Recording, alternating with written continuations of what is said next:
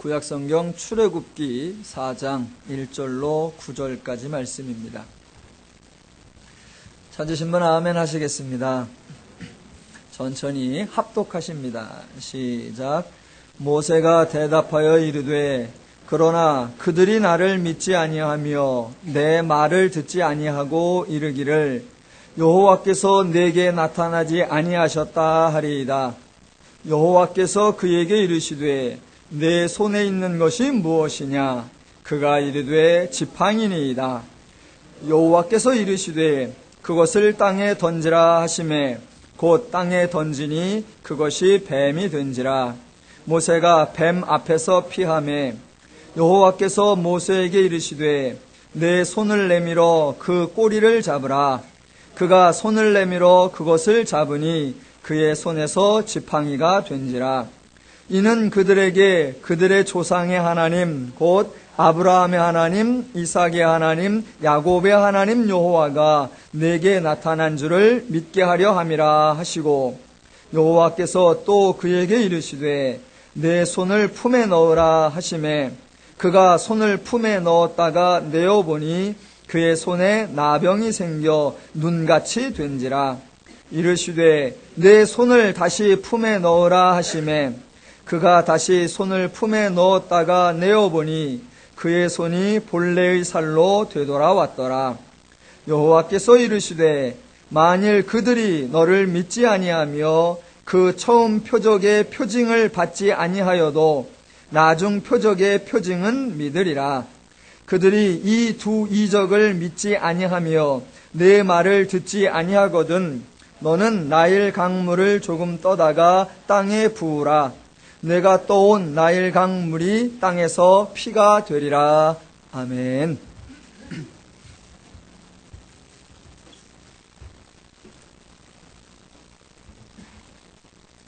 사람이 누군가를 믿는다는 것, 상대방을 신뢰한다라고 말할 때 그러한 믿음이나 신뢰는 어느 날 갑자기 생기는 것이 아닙니다. 또 오늘부터 내가 저 사람을 신뢰해야겠다라고 마음을 먹고 작정한다고 해서 신뢰가 시작되는 것도 아닙니다. 상대방에 대한 이해, 상대방에 대한 믿음, 상대방에 대한 신뢰는 신뢰가 갈 때 저절로 신뢰가 되는 것입니다. 인간의 관계가 이러하다면 하나님과의 믿음, 하나님에 대한 신뢰는 더더욱 그럴 것입니다. 대부분의 성도님들은 모세에 대하여 히브리서에 묘사된 대로 알고 있습니다. 히브리서 11장 24절로 27절에 이렇게 나옵니다. 믿음으로 모세는 장성하여 바로의 공주의 아들이라 칭함받기를 거절하고 도리어 하나님의 백성과 함께 고난받기를 잠시 죄악의 낙을 누리는 것보다 더 좋아하고 그리스도를 위하여 받는 수모를 애굽의 모든 보화보다 더 큰 재물로 여겼으니 이는 상주심을 바라봄이라. 믿음으로 애굽을 떠나 왕의 노함을 무서워하지 아니하고 곧 보이지 아니하는 자를 보는 것 같이 하여 참았으며. 그래서 모세는 위대한 결단을 행한 사람이요 희생을 감수한 사람이요 처음부터 믿음으로 시작하여 오직 충성으로 일관한 사람으로 생각을 합니다. 그러나 그렇지 않습니다. 그렇게 생각을 하다가 출애굽기에 와서 직접 모세의 이야기를 들어보니까 조금 당황하게 되는 것입니다. 모세는 출생 순간부터 80년간 하나님에 대하여 모르는 환경에서 성장하였습니다. 당연히 하나님을 모르고 있습니다. 전혀 하나님에 대하여 이해가 없는데 어느 날 갑자기 느닷없이 하나님이 신비하게 나타나서 엄중한 명령을 한다고 해서 모세가 선뜻 갈 수 있는 것이 아닙니다. 3장에서 모세는 하나님의 가라라는 말씀에 순종하지 않았습니다. 당연히 처음에는 내가 누구이기에 즉 내가 왜 갑니까? 라고 물었었고 두 번째에는 나를 보내는 당신이 누구입니까? 라고 물었습니다. 이것은 물은 것이 아니라 가지 않겠다는 거부요 반항의 표현인 것입니다. 모세가 자기가 알고 있는 방식에 근거하여 하나님께 질문을 하자 하나님은 모세가 알고 있지 않은 방식에 근거하여 대답을 하십니다. 그러면 그 대답이 모세에게 대답이 되었을까요? 전혀 대답이 되지 않는 것입니다. 모세가 알고 있지 않은 방식으로 주신 대답은 모세에게 아무 소용이 없는 것으로 여전히 계속하여 모세는 하나님을 알지 못하는 것입니다. 다시 한번 확인해 보면 13절에서 모세는 단순하게 질문을 하는데 하나님은 14절에 난해하고 복잡한 대답을 하신단 말입니다. 하나님 자신이 뭐라고 대답하시냐? 스스로 있는 자다. 즉 모세가 생각하고 있는 계보나 족보가 있는 그런 신의 한 부류가 아니고 하늘이나 바다, 기후 등 특정 지역이나 영역을 지배하는 신, 그런 한 부류가 아니라 말 그대로 스스로 있는 자, 즉 무엇인가에 의존되지 않으며 어디엔가에 제한되지 않는 신이라고 선언을 하시는 겁니다. 그러니까 기존의 인식에 있는 신들과는 전혀 다른 자신을 공포하시는 그 특징적 표현이 뭐냐? 나는 조상들의 하나님, 즉 아브라함의 하나님, 이삭의 하나님, 야곱의 하나님이다 라고 말씀하시는 것이었습니다. 그렇게 질문에 대답을 해주시고 나서 장로들을 모으고 말할 것, 그리고 그 장로들을 데리고 애굽 왕에게 나아가 말할 것, 그리고 애굽의 여인들에게 말할 것, 그런 것들을 친절하게 알려주십니다. 그 뒤의 것들은 모세가 질문하지도 않았었고 질문할 마음도 없는 것이었습니다. 그런데 이렇게 자상하게, 이렇게 친절하게, 이렇게 미리 말씀을 해주신다고 모세가 고마워하고 알아들을까요? 아니요. 모세는 관심이 없습니다. 모세는 지금 자기에게 말하고 있는 스스로 계신 분, 그분이 누구인지도 모르고 있고 이분을 믿고 따라갈 만하다는 그런 신뢰가 가지 않는 것입니다. 모세가 언제 따라갈 수 있겠습니까? 아, 이분을 내가 믿을 수 있구나, 그런 확신이 든다면 그때는 자연스럽게 따라갈 수 있습니다. 그런데 아직 그런 확신이 들지 않는 것입니다. 그러니 갈까요? 안 갈까요? 당연히 안 가는 것입니다. 안 가겠다고 반항만 하는 것입니다. 그 또 다른 거부, 그 또 다른 반항이 오늘 4장에 나오는 것입니다. 3장에서 모세가 질문한 것은 3장 13절, 백성이 묻기를 그의 이름이 무엇이냐 하리니 내가 무엇이라고 그들에게 말하리까, 그거였습니다. 그리고 대답은 간단하게 14절, 나는 스스로 있는 자이니라. 나는 이스라엘 자손에게, 너는 이스라엘 자손에게 이같이 이르기를 스스로 있는 자가 나를 너희에게 보냈다 하라. 이렇게 하면 질문과 대답이 다 끝나는 것입니다. 그러니까 13절, 14절만 있으면 됩니다. 그런데 15절부터 22절까지 하나님은 모세가 질문하지도 않은 것에 대하여 길게 말씀하십니다. 아직 갈 마음도 없는 사람, 아직 자기에게 말하고 있는 하나님에 대하여 전혀 신뢰도 하지 않고 어떤 기대도 하고 있지 않은 그 모세에게 하나님은 마치 그가 곧 출발한 사람한테 말하는 것처럼 그렇게 말씀하십니다. 이스라엘 자손들에게 가서 이르기를, 이스라엘 장로들을 모으고 애굽 왕 바로에게 가서 이르기를, 또는 여인들에게 이르기를, 지금 하나님이 모세가 묻지도 않고 관심도 없는 것을 계속하여 말하고 계실 때 그 말을 듣고 있는 모세의 태도는 어떻겠습니까? 모세가 듣고 있겠습니까? 아니요. 말씀하고 계시니까 듣기는 하겠죠. 그런데 속으로는 웃고 있을 겁니다. 그러면서 속으로 아마 이렇게 말했을 겁니다. 누가 간대?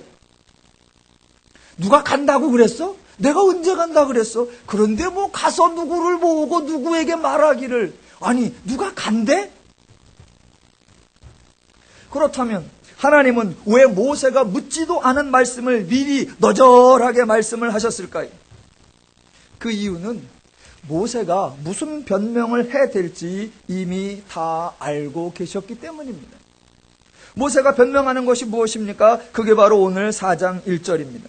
모세가 대답하여 이르되 그러나 그들이 나를 믿지 아니하며 내 말을 듣지 아니하고 이르기를 여호와께서 내게 나타나지 아니하셨다 하리이다, 이겁니다.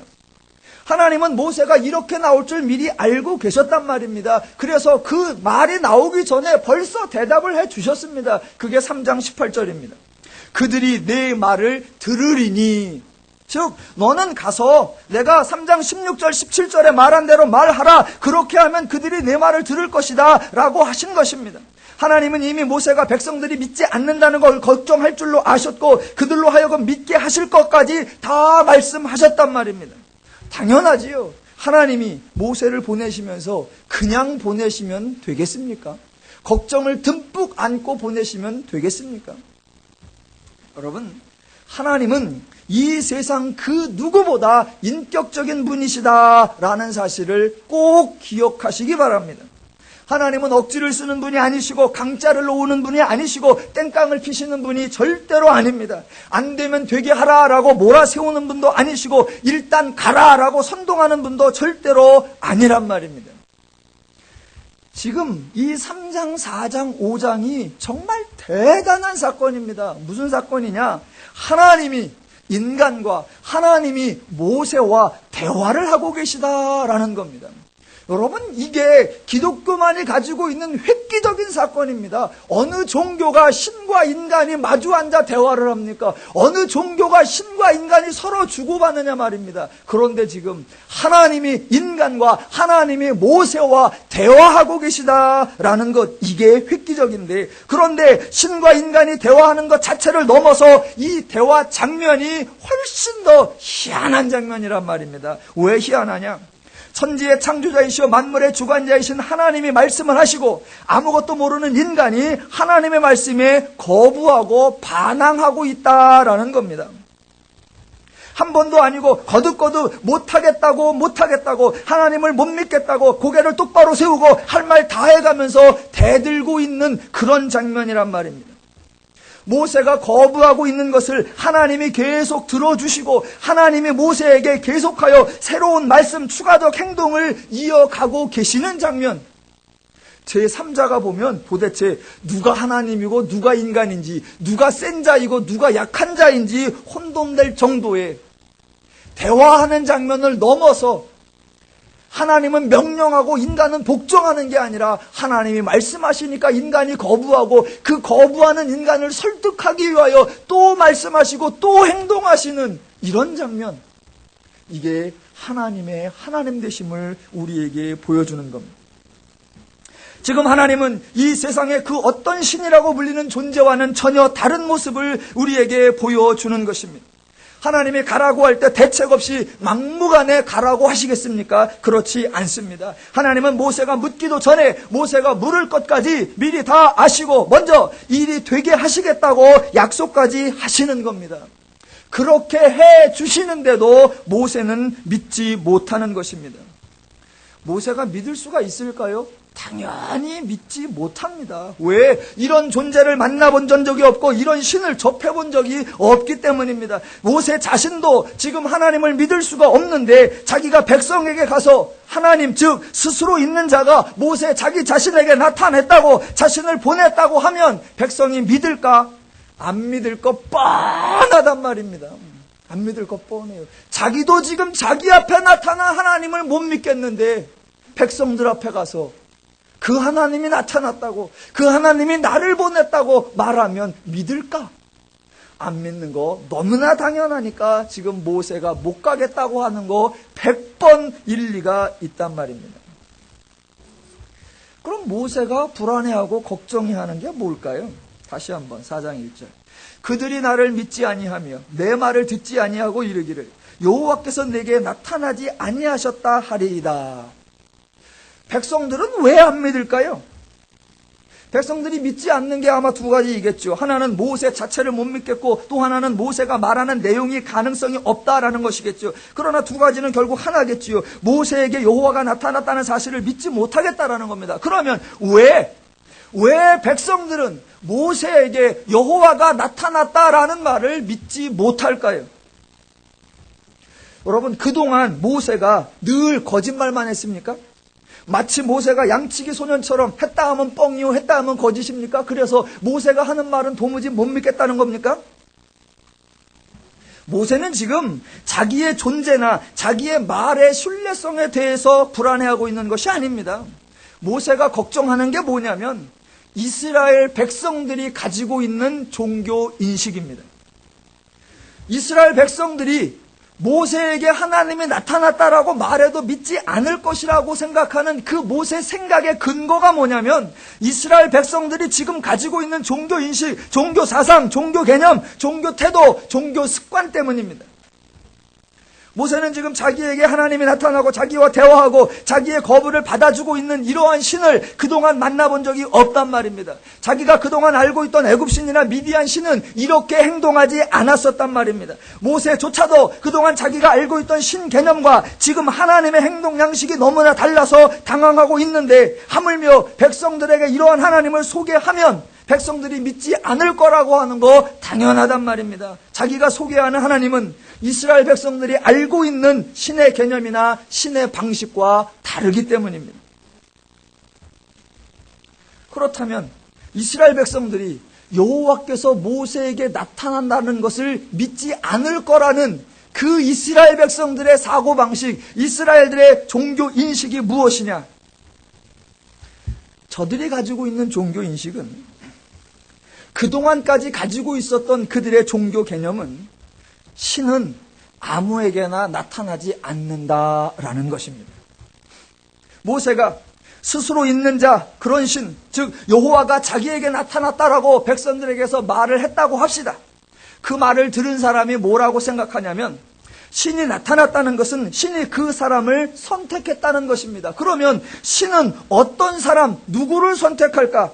그들의 생각에, 그동안 저들의 종교 인식에는 신이 사람을 선택한다면 그것은 신이 그 사람을 신의 대리자여 신의 대행자로 세우는 것인데, 그렇다면 당연히 신의 대리자여 신의 대행자가 될 사람이라면 그 사람은 준비된 자여 신령한 자여 거룩한 자여 위대한 자일 것이다 라는 종교 인식이 있는 것입니다. 신이 자기의 수준과 맞는 자, 신이 보내기에 합당한 자, 신이 어디에 내놓아도 모든 인간들에게 인정을 받을 만한 자, 과연 그 사람만 보아도 신의 존귀와 위엄을 드러낼 수 있는 자, 그런 사람을 선택하고 그런 사람에게 나타날 것이라고 지금 사람들은 생각하고 있는 것입니다. 그런 생각을 하고 있는 사람들에게 모세는요, 과연 그런 사람입니까? 아니요. 모세는 이스라엘의 입장에서는 반역자입니다. 백성들이 압제를 받고 있는 동안에 애굽 왕궁에서 호의호식하던 자였고, 또 살인자였고, 또 도망간 사람입니다. 단순히 도망간 자가 아니라 도망가서 저 살자고 다른 민족과 결혼한 이란이란 말입니다. 그런 자에게 신이 나타날 리가 있겠습니까? 도망자요 살인자에게 신이 나타난다는 것은 불가능한 일, 절대로 있을 수 없는 일이라고 저들은 생각하고 있는 것입니다.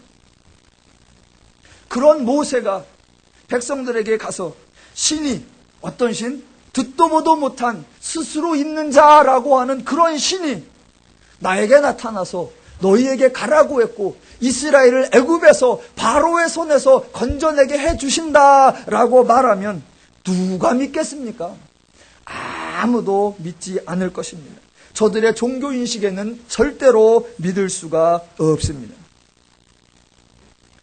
이러한 반응은 비단 이스라엘 백성들의 종교인식뿐만 아니라, 또는 모세가 활동하던 주전 대략 1300년경 고대 사람들의 종교인식뿐만이 아니라 대부분의 죄인들의, 인간들의 종교 방식입니다.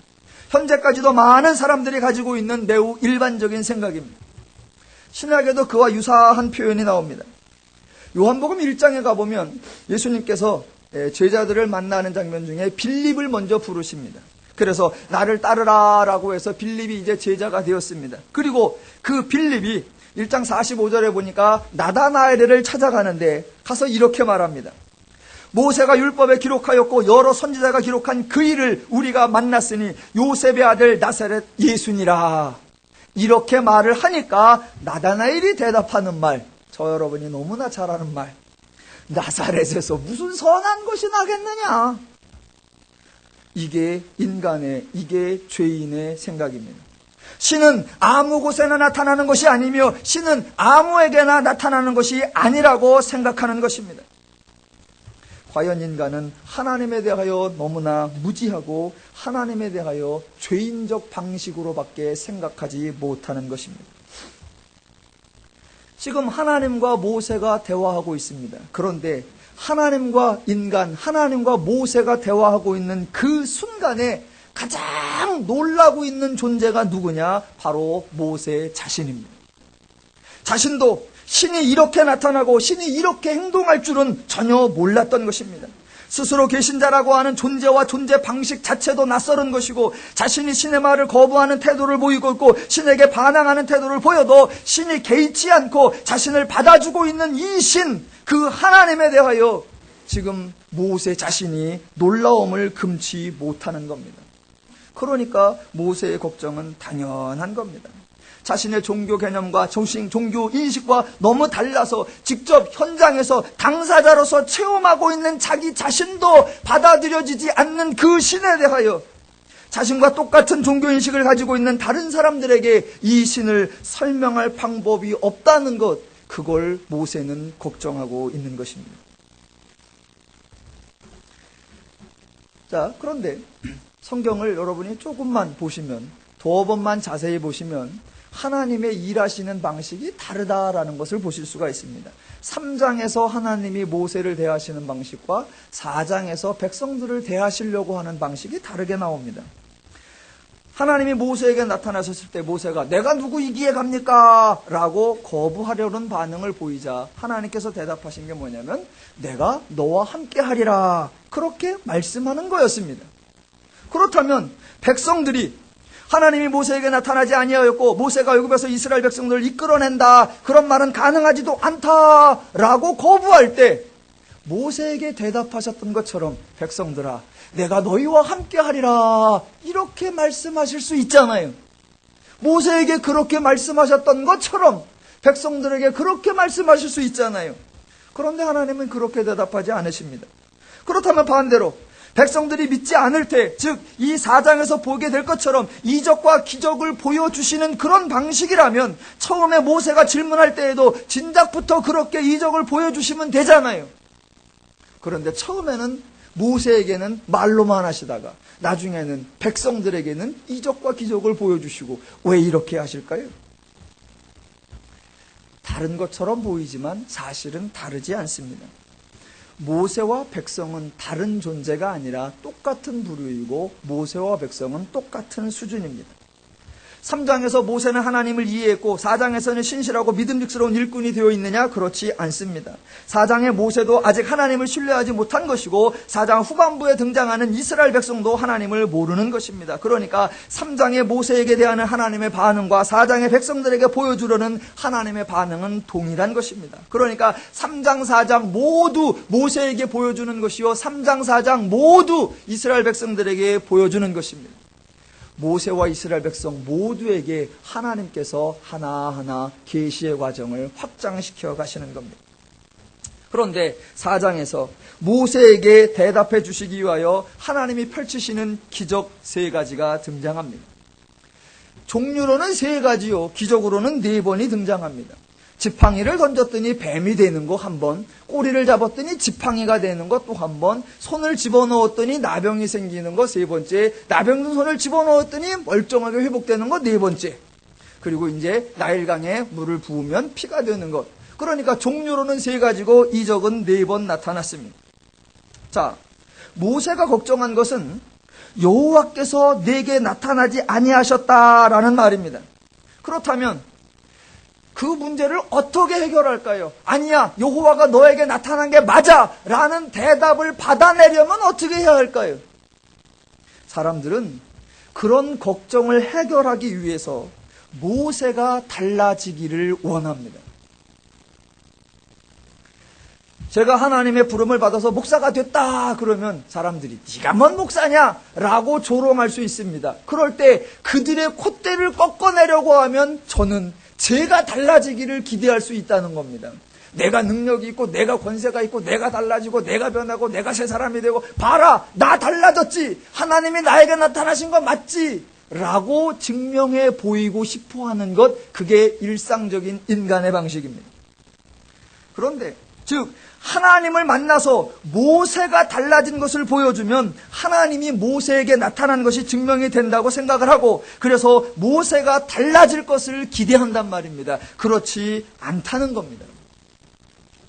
기적이 왜 등장하는가, 기적이 무엇을 위해서 등장하는가를 잘 생각하셔야 합니다. 기적이 등장하는 이유는 그 사람을 인정해 주기 위한 것이 절대로 아닙니다. 그 사람이 기적을 행한다고 해서 그 사람이 신령하다는 것이 아닙니다. 그 사람이 기적을 행하는 것, 즉 기적이 등장하는 이유는 그 사람에게 초점이 맞추어진 것이 아니라 그 사람을 부르신, 즉 모세를 부르신 하나님에 대하여 설명하기 위한 것입니다. 기적을 통해서 그 사람을 부르신 하나님이 그 정도다라는 하나님을 보여주기 위한 겁니다.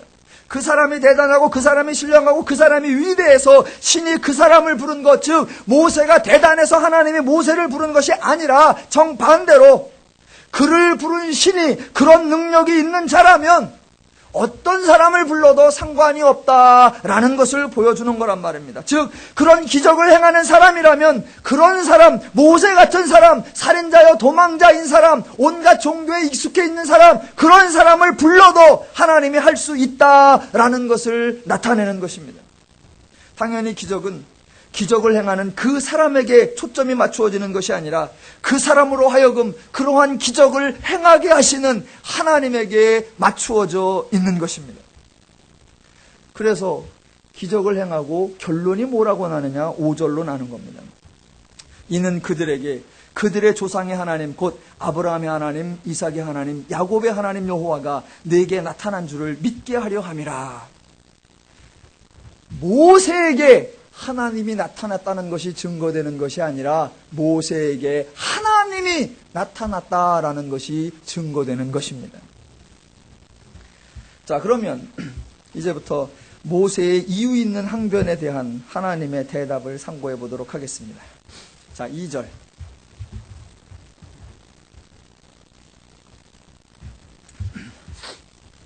자, 하나님이 물으십니다.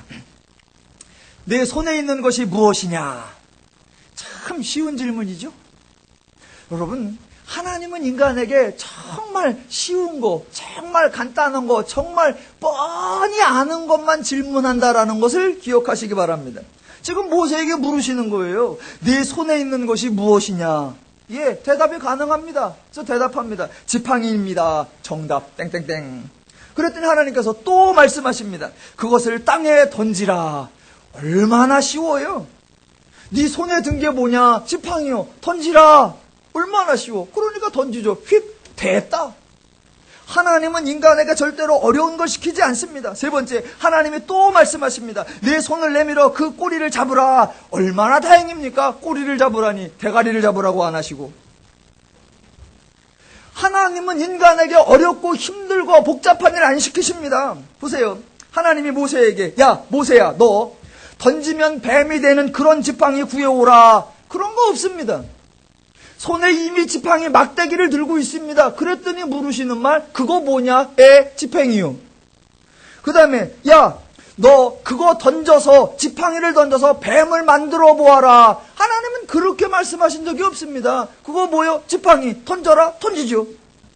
하나도 어려운 게 없어요. 하나도 힘든 게 없단 말입니다. 그 다음에 야 너 그거 집어서 막대기로 원위치 시켜. 하나님 그런 적이 없단 말입니다. 들은 게 뭐요? 지팡이 던져 집어 할 수 있는 것만 하신다 시킨단 말입니다. 제발 부탁입니다. 하나님을 위한다고, 하나님을 위해 준비한다고, 하나님을 위해서 무엇인가를 한다고 어려운 거, 힘겨운 거, 버거운 거 하려고 애쓰지 말란 말입니다. 하나님은 우리를 힘들게 하지 않습니다. 힘들게 하지 않아요. 뭔가 하나님을 위해서 희한한 일, 어려운 일을 하면 그게 하나님을 멋있게 한 거라고 생각하지 마십시오. 올림픽 끝바닥에 참 기독교가 초라한 모습을 또 하나 보였어요. 해설을 하면 그냥 잘했다고 하지. 금메달을 땄다고 하지. 연습을 많이 했다고 하지. 운이 좋았다고 하지. 그냥. 뭘 또 주님께서 허락하셨대. 그런 얘기를 왜 해? 그런 얘기를. 당사자에겐 제가 좀 죄송합니다만 기독교가 너무 초라해. 너무 천박해. 너무 천박해. 아니 그렇게밖에 표현을 못합니까? 저는 이제 하차했어요. 이제 그거보다 앞으로가 더 걱정이에요. 한 1년 후나 2년 후 무슨 생각을 하냐면 그 양반이 이제 한 1, 2년 후에는 또 전국에 간증하러 다닐 거 이제 제 그냥 생각에 간증하러 다니면서 그때 해설할 때 제가 그걸 하느냐 마느냐 고민을 했었습니다. 그런데 내가 한번 욕먹더라도 그렇게 한번 방송을 통해 온 백성들에게 말하면 하나님의 영광이 드러날 거다. 그래서 고난은 잠깐이요 영광은 오래다. 그런 마음으로 주님을 높이기 위해서 모든 멸시천대를 내가 받고 주님을 높였습니다. 라고 간증하고 다닐까봐 제가 벌써부터 고민이요. 우리겐 절대 안 부를게요. 하나님은 인간에게 어렵고 힘든 일을 시키지 않습니다. 제발 이런 거라면 뭐 누구는 못하겠어. 그거 말고 주님을 위해서 내가 엄청난 대가를 치르고 하나님을 위해서 내가 엄청난 희생을 치르는 일, 뭔가 그런 걸 하려고 제발 그러지 마십시오. 하나님은 간단해요. 손에 들은 거 그거 뭐냐? 지팡이요. 던지라, 집으라. 하나님은 이런 것만 시킵니다. 이런 것만. 우리 하나님 정말 좋으신 분이에요. 믿으시면 아멘. 자, 그런 하나님이 지금 본문에 세 종류의 네 번의 이적이 등장합니다. 그런데 왜 하필 이것을 하라고 하실까요? 보여주실 이적이 종류도 다양하고 행하실 기적이 수준도 다양할 텐데 왜 이걸 하라고 하실까요? 성경이요, 하나님이 하시는 일이요 다 이유가 있습니다. 그냥 아무거나 그냥 대충 생각나는 대로 이거 했다 저거 했다 그런 분이 아니십니다. 하나하나마다 그것을 해야 하는 이유가 있습니다. 그래서 하나님이 참으로 재미있으신 분이고 성경도 참으로 재미있는 책입니다. 자, 보십시다. 모세는 애굽의 종교에 대하여 아주 해박했습니다. 애굽의 술객들이 행하는 의식들도 많이 보았었습니다. 앞으로 10가지 이적에서 확인할 수 있듯이 애굽의 술객들은 다양한 이 술법들을 행하였었고 모세도 이미 그것을 알고 있었습니다. 그렇다면 자, 지팡이가 뱀이 되고 뱀이 지팡이가 되는 그 사건이 모세에게 영향이 있었을까요? 모세는 그것을 신비하게 여기고 이것을 통해 하나님을 신뢰할 수 있었을까요? 하나님은 모세의 종교적 배경, 모세의 종교적 인식을 알고 계시기 때문에 일부러 막대기 사건을 일으키시는 겁니다. 자, 사실 이 지팡이 막대기는 누가 들고 있느냐에 따라 다 다른 겁니다. 목자가 들고 있으면 그건 말 그대로 막대기입니다. 그런데 장교가 들고 있으면 지휘봉이 되는 거고, 깍두기가 들고 있으면 무기가 되는 거고, 왕이 들고 있으면 왕권의 상징이 되는 겁니다. 모세는 애굽의 바로 왕이 들고 있는 지팡이, 이 왕이 들고 있는 건 지팡이라고 표현하면 의미가 살지 않습니다. 성경에 보면 이제 홀이라고 표현되는데 그런 권위를 상징하는 그 홀을 들고 있는 겁니다. 그것에 대해 잘 알고 있습니다. 바로 왕은 왕권의 상징으로, 그리고 태양신의 아들로서의 종교적 상징을 가지는 지팡이, 그걸 가지고 있는 것입니다. 그걸 알고 있습니다. 물론 오늘날 종교도 그런 게 많이 있습니다. 불교의 큰 스님들 보면 항상 지팡이가 있습니다. 그런데 그 지팡이는 언제나 딱 봐도 멋있습니다.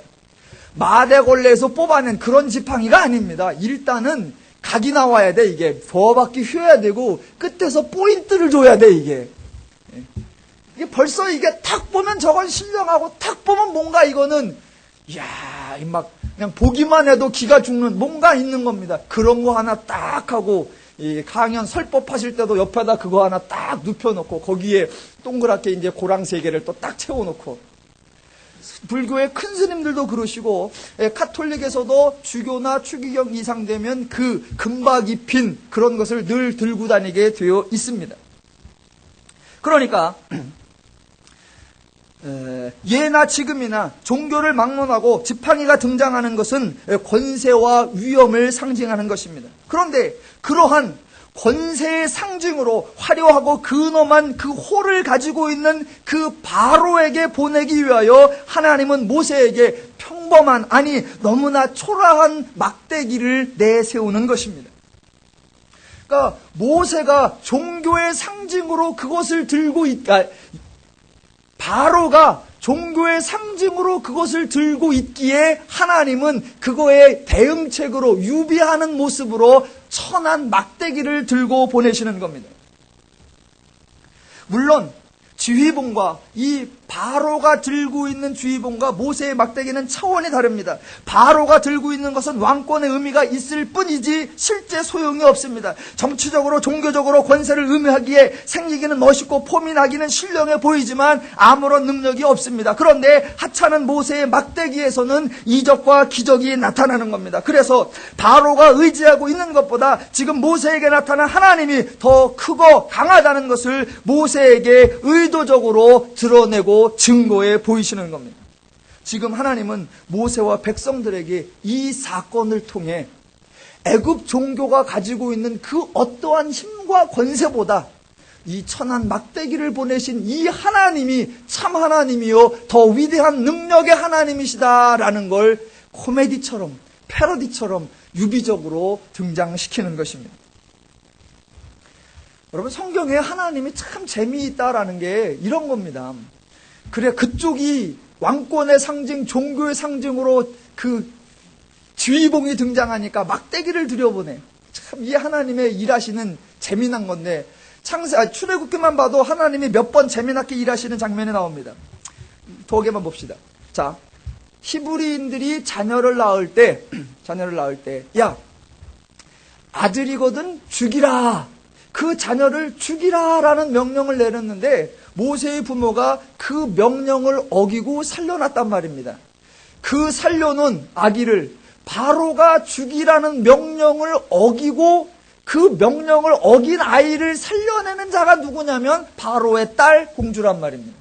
아무도 그 명령을 안 들어도 딸은 들어야 되는데 정작 그 명령을 어기는 게 누구냐? 바로의 딸이고. 보세요 또. 그 아이가 산의 아이거든 나일 강물에 던져 죽여라. 그래서 나일 강이 애가 죽어야 되는 강물인데 모세가 그 나일 강에서 살아납니다. 재밌죠?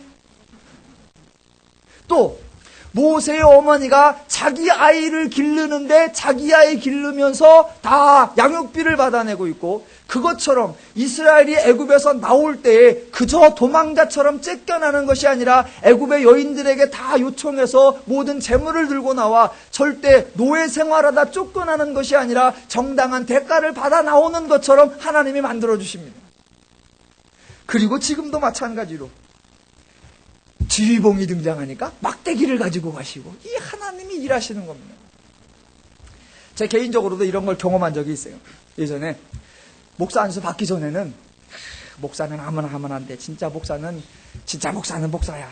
저도 그런 생각이 있었습니다. 그래서 만약 내가 목사가 되면 목사 짓을 멋있게 해야지. 진짜 아무렇게나 안 하고 정말 멋있게 해야지. 그렇게 생각을 했었습니다. 그래서 내가 목사가 되면 나는 아무나 침례 안 주고 정말로 믿음을 다 확인해가지고 진짜 믿는 사람, 진짜 구원받는 사람, 진짜 천국 갈 만한 사람, 그 사람만 내가 침례 줘야지.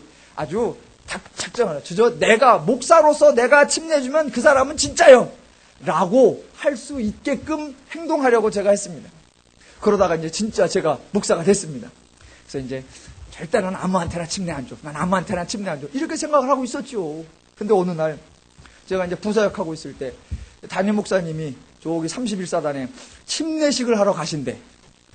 그 뻔한 거죠. 뭐 군인들 아무나 갖다 놓고 갔다가 그냥 초코파이 먹으러 온 애들 침례 주는 거. 그거 하러 간다 그래요. 나는 저런 거 죽어도 안 한다. 속으로 이제. 그리고 이제 부사역자니까 쫄래 따라갔죠 이제. 그래서 이제 뭐 행사가 끝나고 이제 미리 앞에 행사가 끝나고 드디어 이제 침례식 해야 되는데 담임 목사님이 안 오셔. 저하고 딴 목사하고 둘이 부목사가 서 있는데, 그러다가 결국 한 20분만 기다리다가 담임 목사님이 못 오신다고 펑크가 났어요. 그러니 어떻게 이제부터 침례를 줍시다. 누가요? 목사님들 계시잖아요. 저 보러 주라네. 그래서 어떻게 안 한다 그래. 그래서 갑시다. 그래서 어딥니까? 그러고 갔더니 군인들이 서 있는데 그저 진짜로 초코파이 먹으러 온 애들이라 옷을 홀라당 벗고 흰 가운만 입었어요. 흰 가운만. 그러니 목욕탕 같은 데 모아놓고 단체로 들어가면 하나씩 이제 저 먼저 들어가 있고, 여러분 애들이 속옷 하나도 안 입고 그저 이거 하나만 달랑 입고 들어오는데 물에 들어가면 옷이 붕 뜹니다. 그러면 이거 이래고 입고 왔다가 붕 뜨면 침내 주려고 하는 제가 볼만하죠. 이거 완전 바바리맨이야 이거. 그런 애들이 막 줄을 서 있어요. 줄을 서 있어. 그러니 이름도 몰라. 그러니까 하나님의 자녀 누구는 그것도 필요 없어. 성부 성자와 성령이라고 침례를 주노라. 주노라 이씨, 주노라 이씨. 내가 이렇게 안 하려고 했는데. 그러니까 저도 목사는 뭔가 다르다. 목사는 뭔가 신령하다. 목사는 뭔가 거룩하다. 목사가 하는 행동 하나는 뭔가 의미가 있어야 된다. 저도 그런 인식에 빠져 있었던 거예요. 그런 저의 사고를 과감하게 깨트리시는 진중 침례식 사건. 그 다음부터 그게 내 교만이구나. 네가 뭐가 다른 줄로 아는구나. 그게 교만이구나. 또 하나, 제가 목사가 되면 나는 다르리라 작정했던 게 뭐냐면 안수였어요. 안수 그저 아무 때나 갖다 팍팍 누르고 그냥 다 눈 감아 그래놓고 픽픽픽 누르고 가는 거야. 나는 그런 거 절대로 그렇게 안 한다. 안수를 받으려면 믿으십니까? 확신하십니까? 하나님의 역사가 일어날 줄로 믿으십니까? 서로 해가면서 진실한 마음으로 막 그렇게 하리라고 생각을 했어요.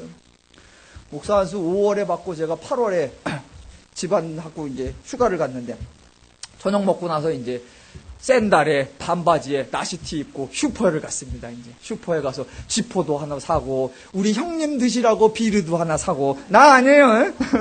우리 형님 드시라고 비르도 하나 사고, 뭐 또 사고 그랬고, 이렇게 들고 가는데 누가 갑자기 목사님 그래. 나는 아니겠지. 돌아보니까 어머 우리 교회 집사님이네. 예전에 이제 우리 집사님. 그러면서 하는 소리가 어떻게 여기로 오셨냐고. 그건 어떻게 올라 놀러 왔지. 그랬더니 아이고 자기네도 왔는데 우리 애들이 지금 여기 와 있는데 안수 좀 해달라고 지금 당장 가자고. 그래서 샌달에 반바지에 나시티 입고 가서 또 팍팍 눌러. 그랬는데 가니까 집사님 자매가 왔는데, 자매 이쪽에 아들 하나 이쪽에 딸 하나예요. 갑자기 처음 보는 애들 얼굴도 모르고 이름을 어떻게 기억해. 그래갖고 이름이 뭐요? 안수를 하려니까 이름이 뭐였어? 뭐라고? 알았어. 이름이 뭐요? 알았어. 자, 그래 놓고 이제 막 하다 보니까 헷갈려. 이름이 생각이 안 나, 이름이. 주여! 옆에 눈치 빠른 집사님이 뭐요? 그러니까 뭐에게 은혜를 주시고 누구에게 복을 주시고. 딱 안수하고 나오면서 나의 목사의 환상은 다 끝났다. 목사의 환상은 끝났다. 사람들의, 저도 마찬가지였어요. 기존의 종교인식이, 이전의 종교인식이 내가 뭔가 다르고 내가 뭔가 다를 것처럼 생각을 했단 말입니다. 아니요. 내가가 중요한 것이 아니라 하나님이 나를 부르시고 하나님이 나를 사용하시고 하나님이 말씀하신다고 하는 그 하나님을 드러냈어야 하는데, 우리는 그 증거로서 하나님을 내세우려고 하지 않고 나를 내세우려고 한단 말이에요. 지금 하나님이 얼마나 쪼크 있게, 얼마나 유머 있게 하십니까? 바로의 지팡이 앞에 모세의 막대기를 들고 나가게 하시고. 또 하나 보겠습니다. 두 번째 나타나는 이적이 바로 나병든 손입니다. 자, 왜 이 사건이 등장하느냐? 여러분, 대부분의 사람들은 신을 두려워합니다. 신에 대하여 불안해하고 신에 대하여 두려워하는데, 왜 두려워하느냐? 도움을 받지 못할 것 때문에 두려워하는 것이 아니라 벌을 받을 것 때문에 두려워합니다. 그래서 신의 도움이 없으면 안 된다라는 간절함은 없어도 신의 벌을 받을 것에 대한 두려움은 존재한단 말입니다. 그런데 인간이 언제 신에게 벌을 받느냐? 신에 불경하고 불순종할 때. 그렇게 신에 대하여 불순종할 때에, 신에 대하여 불경할 때에 신에게 받는 가장 큰 저주가 뭐냐? 모세와 그 당시 사람들의 생각하기에 신에게 받는 가장 큰 저주가 뭐냐? 바로 나병이었습니다. 그 사람들의 생각에. 왜냐하면 나병은 치유될 수 없었기 때문입니다. 왜 치유가 될 수 없었느냐? 오늘날로 보면 뭐 의학이 발달 안 됐다 이렇게 될 수 있겠죠. 그런데 그 당시 사람들은 나병이 신에게 받은 가장 큰 형벌이라고 생각을 한 겁니다. 왜? 치유가 안 되니까. 왜 치유가 안 되느냐? 신이 형벌을 내린 것이기 때문에 그건 치유가 안 된다라고 생각을 한 겁니다. 그래서 그런 생각을 가진 자들에게 하나님이 나병이 발생하게 하시고 그 나병이 치유되게 하십니다. 이 사건이 중요한 거예요. 멀쩡한 손을 집어넣었더니 나병이 됐다라는 것이 아니라, 나병든 손이 인간의 보기에 신의 형벌로 도무지 치유될 수 없는 그 병이 회복된다. 이게 획기적이고 신기한 거란 말입니다. 즉 인간의 능력으로는 이루어질 수 없는 일, 그게 이루어지고 저들이 알고 있는 신은 형벌은 주지만 은혜는 주지 않는단 말입니다. 그래서 나병이 발생하기는 하지만 치유가 되지 못한단 말입니다. 그런데 지금 바로 그 나병이 치유되는 것입니다. 그래서 그 어떤 신도 행하지 못했던 것을 하나님이 행하시는 것, 그것을 보여주고 하나님이 이스라엘을 구원하시겠다라는 것, 그것은 할 수 있는 일이요 이루어질 수 있는 일이다라는 것을 하나님이 모세와 백성에게 보여주시는 겁니다. 그리고 세 번째가 나일강물. 당시 애굽과 이스라엘 사람들 모두에게 있어서 나일강은 생명이요 생명의 근원이었습니다. 그런데 그 나일강물이 피로 변하여 먹고 살 수 없게 만드는 것, 그래서 삶의 주관자가 애굽의 신들이 아니라 하나님이다라는 것을 알려주시는 것이었습니다. 마지막으로 모세의 반항에 대해, 모세의 불신앙에 대해 하나님은 세 가지 종류로 네 번의 이적을 통해 대답을 주셨습니다. 그런데 이렇게 기적을 펼친다고 해서 백성들이 믿을까요? 하나님은 이렇게 이적을 행해도 백성들이 믿지 아니할 것을 이미 알고 계셨습니다. 만약 막대기 사건과 나병 든 손을 통해서 백성들이 믿었다면 8절이 등장하지 않았어야 합니다. 그런데 하나님은 8절처럼 말씀을 하십니다. 8절. 만일 그들이 나를 믿지 아니하며 그 처음 표적의 표징을 받지 아니하여도 나중 표적은 믿으리라. 아니, 그러면 믿지도 않을 처음 표적은 뭐하러 행하셨습니까? 처음 표적을 행하여도 믿지 아니하면 그러나 둘째 표징은 믿으리라. 그러면 첫 번째 표징 믿지도 않을 거 왜 했어?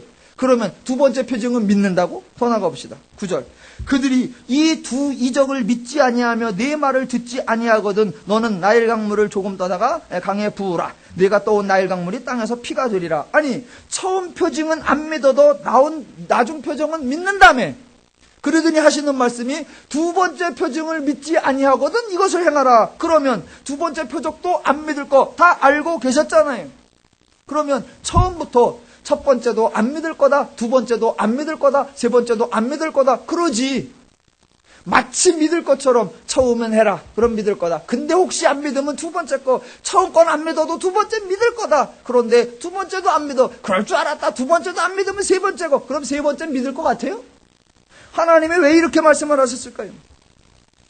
하나님은 저들이 처음 이적도 믿지 않고 두 번째 이적도 믿지 않고 심지어는 세 번째 이적도 믿지 않을 것까지 다 알고 계셨습니다. 그렇게 알고 계셨어도 하나님은 이렇게 행동하셨어야만 합니다. 만약 하나님이 그들이 안 믿는다고 해서 첫 번째, 두 번째, 세 번째 그런 과정을 빼고 최종적인 역사를 펼치시면 사람들은 잘하셨어요. 어차피 안 믿을 건데 하나님 그렇게 하시길 잘하셨어요. 그렇게 대답하느냐? 절대로 그렇게 대답하지 않는단 말입니다. 하나님이 최종적 역사를 펼치시고 너희들이 다 안 믿을 것 같아서 내가 이렇게 마지막 걸 행했다라고 말하면 사람들은 잘했다고 말하는 것이 아니라 하나님 왜 그러셨어요? 첫 번째 것만 해도 내가 믿었을 텐데, 두 번째까지만 해도 내가 믿었을 텐데 하나님 뭐 하려고 그러셨어요? 사람들은 그랬을 것입니다. 그래서 안 믿을 것 뻔히 알아도 첫 번째, 두 번째, 세 번째를 행하셔야 했습니다. 그게 첫 번째, 두 번째 이적이 등장하는 이유이고 더 크게 확장하면 구약이 등장하는 이유입니다. 인간이 범죄했을 때 너희들이 내가 계시를 보여도 내가 이적을 행하여도 내가 너희를 출애굽을 시켜도 내가 가나안을 입성시켜도 그 어떤 이적을 행해도 너희들이 믿지 않을 거다. 그래서 내가 예수를 보냈다. 그러면 많은 사람들이 할렐루야 잘하셨어요. 구약에서 시간 낭비하시느니 그저 예수님 오시게 한 거 잘했어요. 그럴 사람이 하나도 없단 말입니다. 뭐하러 그러셨어요? 굳이 뭐 하나님이 인간까지 되셨어요? 굳이 뭐 십자가까지 그런 걸 행하셨어요? 조금만 이적만 보였어도 기적만 보였어도 다 믿었을 텐데 오늘날 모든 인간들이 변명하고 있는 것 바로 그 변명을 핑계치 못하게 하시려고 구약이 등장한 것이고 구약에서는 오늘 첫 번째 두 번째 이적이 등장하는 겁니다.